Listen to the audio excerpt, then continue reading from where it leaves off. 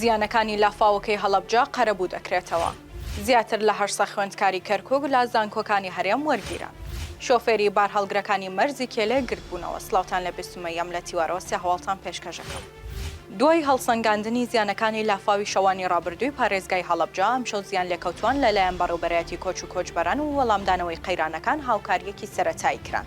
لەم پەیوەندیەدا پارێزگای هەڵەبجە ڕایگەیاند بۆ بەدەمەوەچوونی هاوڵاتیانی زیان لێکەوتووی لافاوی شەوی ڕابردوو دوای هەڵسەنگاندنی زیانەکان بەڕێوەبەرایەتی کۆچ و کۆچبەران و وەڵامدانەوەی قەیرانەکانی پارێزگای هەڵەبجە هاوکاری بەسەردا دابەشکردن. هاوکاریەکە بۆ زیان لێکەوتوان بریتی بوون لامۆکێت، دۆشک، بەتانی، سەبەتەی خۆراک، سەبەتەی پاککەرەوە و پێداویستیەکانی منداڵ. پارێزگای هەڵەبجە ئاماژەی بەوەش داوە کە ئەوانەی تووشی زیان بوون لەو لافاوەدا نزیکەی 25 ماڵن و پرۆسەکەش بەردەوام دەبێت تا سەرجەم زیان لێکەوتوان هاوکاری دەکرێت.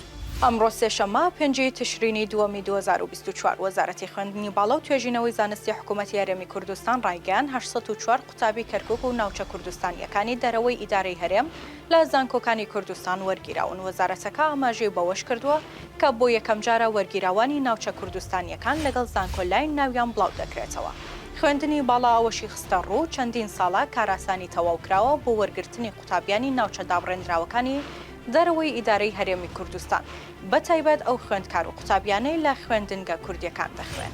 شۆفێرانی بار هەڵگر لە دەروازەی سنووری کێلێ بەهۆی خراپی ڕێگەوبانەکان و نەبوونی خزمەتگوزاری گرتبوونەوە و دەڵێن هیچ ڕێگایەک نییە هاتوچۆی پێدا بکەین لەسەر ڕێگەی دەروازەی کێلە و بەهۆی خراپی ڕێگەوبانەوە شۆفێرانی بار هەڵگرەکان گرتبوونەتەوە و دەڵێن هیچ ڕێگایەک نییە هاتوچۆی پێدا بکەین و بەهۆی دروستبوونی قوڕ و لافاوەوە ناتوانین بار هەڵگرەکانمان بجوڵێنین.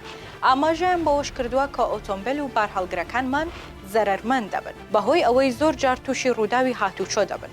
باسییان لەوەش کردووە کە ئەو ڕێگەیە 8 مانگە کاری تێدا دەکرێت بەڵام هەتا ئێستا 1 کیلۆمەتری تەواو نەکراوە.